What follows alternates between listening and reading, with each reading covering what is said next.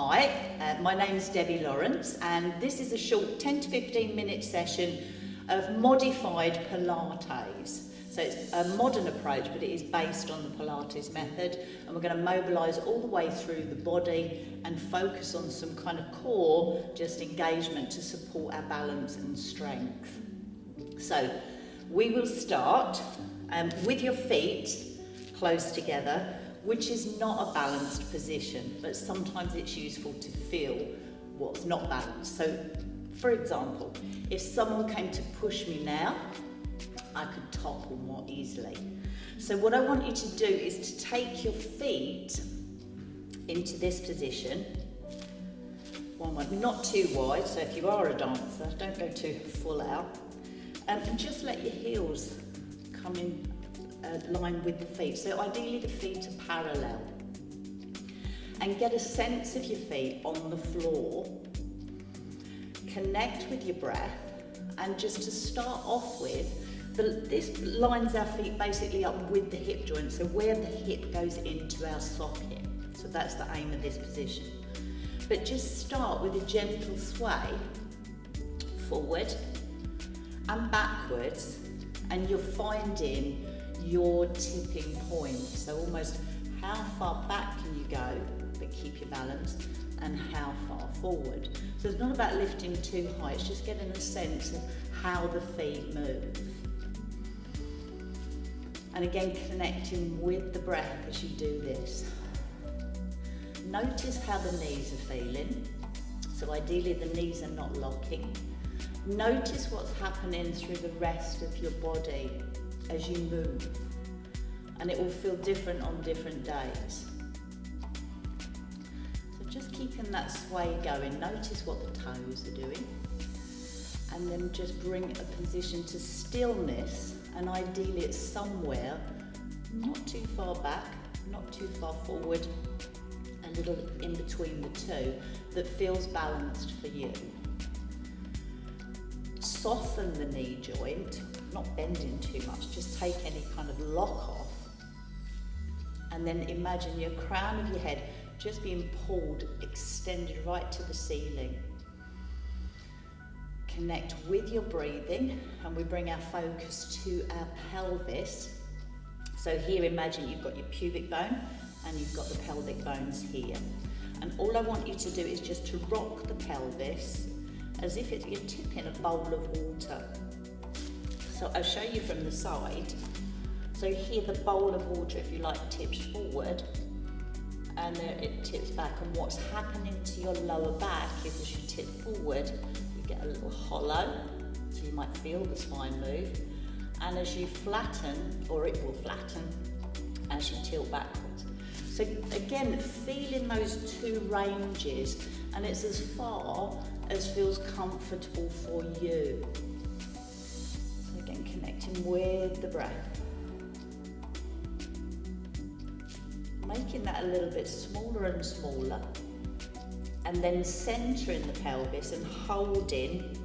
So ideally the pubic bone and the pelvic bones here are level.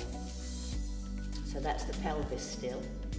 And then we come to the shoulder. So we have the shoulder joint, which is your arm, and where it goes into the little socket here. And we have your shoulder girdle, which is almost like a American footballer style kind of shoulder, a girdle actually over the shoulder. So I want you to lift the shoulders, which is the shoulder girdle, moving up to the ears, and then slide them back and down, down, down, and down. So lifting up for two, and then sliding down, down, down, and down. So trying to get that extra little inch down. Do about 4 more of those, please. So 2 to lift, connecting with your breath, and then slow it down. So they go down, and you almost feel you could go your fingertips sliding down the seam of your trousers. So lifting up, slightly back, and then press down, and then hold the arms down. From here, some arm floats. We start one arm and this arm first, and this is the shoulder joint moving. So the thumb leads, and we just rise to shoulder high, and then we breathe in to lower. Breath in, and as you breathe out, the opposite hand. And you can imagine balloons attached to your thumbs. So again, the arms float up. There's not a heavy kind of muscle action lifting up. It's really light, really gentle. And then if you can, both arms together. Always stay with a range that feels comfortable for you. So if it feels uncomfortable at any time, just bring it down, just stay with what feels good. Then if you can, we're going to start to lift the arms a little higher. So we lift up. This is the shoulder joint moving. As we start to lift up, you'll notice the shoulder girdle, so this is the collarbone and the scapula, start to move a little bit too. And it's then bringing it down. So lifting. So feel and connect what's happening in those joints, and also all of the muscles around, so the shoulders and the upper back that's working there. Do one more of those. And then we're going to change it, or we'll add something on the next one. So on the next one, we're going to take the arms up, right to the ceiling, and then you're going to press the hands away and circle them to the side and then in front. Now notice what's happening in the feet and the knees and the ankles as you do this.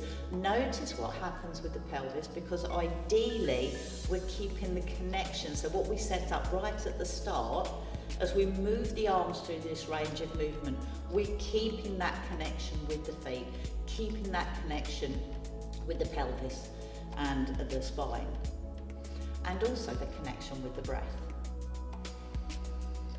Now, if you wanted to add a little challenge to this, you could take it up, and as you get to the top, rise onto your toes or to the ball of the feet, and then bring it down. Now that will challenge balance, and the higher the arms are and the taller that you are, you'll feel that. My ankles are having a lovely little wobble there, and it's perfectly cool.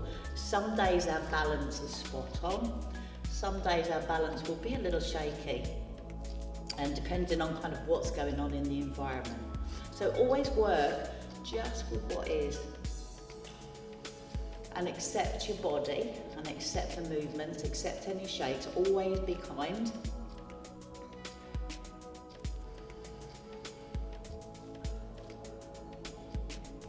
And then taking the hands down. When you're ready, step the feet wider, so we come to the outside of the hips now. Soften the knees and extend the hands out, but the fingers point to the side. Now for this exercise, we're going to mobilise the spine, but we don't move the shoulders. So I want to make sure that you're not doing that side of the camera is taking your hands in front like this. So almost imagine that you're holding a rod, or you've got a rod through your shoulders, holding them in this position, and the hips stay forward, so as if you've got headlights on the hips there. You take a breath in, and as you breathe out, it's a little turn to one way, and then back to centre, but no little dodging of the arms. So really check that. Breath in, and then turn. But again, it's from the centre, so this part of the spine and the hips stay forward. So do a few more of those. And the head and neck along, the shoulders are relaxed down away from the ears. One more each side. So just mobilising the spine, and hopefully that's feeling nice for the spine too. And then bring it back to centre, take the arms down, maybe give a little shake of the shoulders.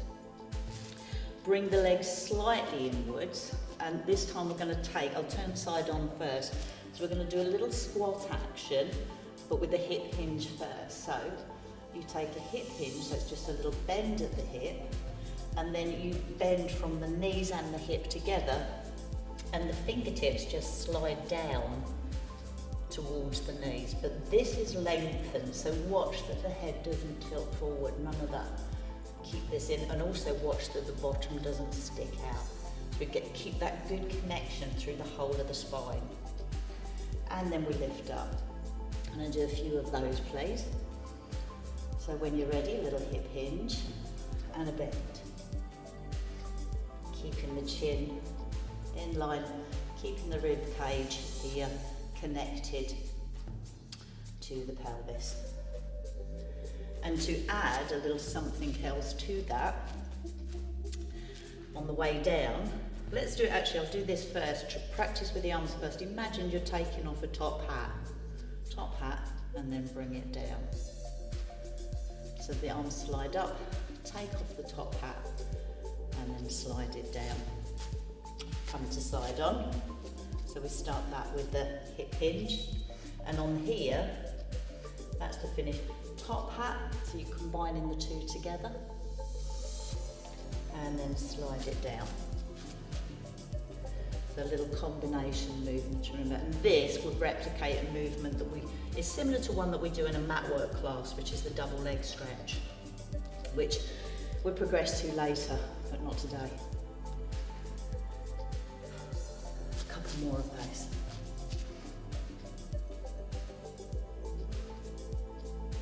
And hopefully that feels nice. You might start to feel there these muscles at the front thigh working. Just watch not to let the knees overshoot the toes. Always keep the knees back at the toes. And then allow that to finish. And bring the legs in, back to centre. One last little shift of mobility through for the ankle joint now. So breath in. As you breathe out, get that little zip of the tummy here, because you're going to shift the weight and take the weight just onto the ball of the foot, but without the hip switching out to the side. So our hips stay level. We breathe in, bring that back down. As you breathe out, the other leg. Do a few more repetitions of that for me. If that's feeling quite easy and you want to challenge your balance a little bit more, zip the tummy, you take the leg up and you can lift the knee. Always make sure the foot goes back, ideally in the same place. You might need to peek first off.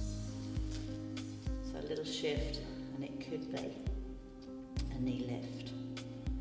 Or you could lift a little bit higher, a little bit more unstable there, but keep the abdominal engagement level or connected to allow for that little shift in weight. If it felt too wobbly, you can always have something there to hold on to.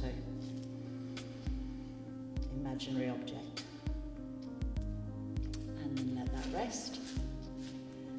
And a little shake out of everything. We've loosened all the joints. That would be an ideal prep, and at this point I'd probably take you down on the mat and we'd go through a mat work series, but today we're just doing the prep.